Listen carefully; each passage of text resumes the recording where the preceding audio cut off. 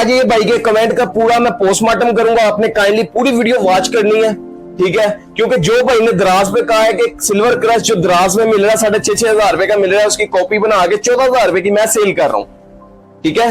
ये भाई ने इतराज किया, मैदान गया है, सच चेक कर सकते हैं। ये भाई वाली मशीन भी आ गई जो भाई ने कहा था दराज पे मिल रही है, और ये जो मैं खुद तैयार कर रहा हूं, ठीक है। यानी कि मैं बेवकूफ बना रहा हूं लोगों को, और मैं आपको मुकम्मल दिखाता हूं, ठीक है। सबसे पहले अब ये वाली मशीन भी ओपन कर लेते हैं सबसे पहले तो।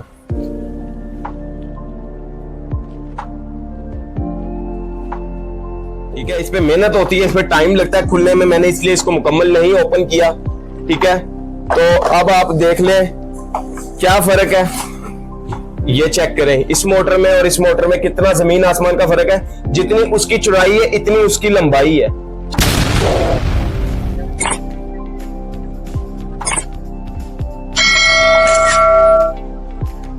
अस्सलाम वालेकुम गाइस, सबसे पहले ये कमेंट भरें तो भाई का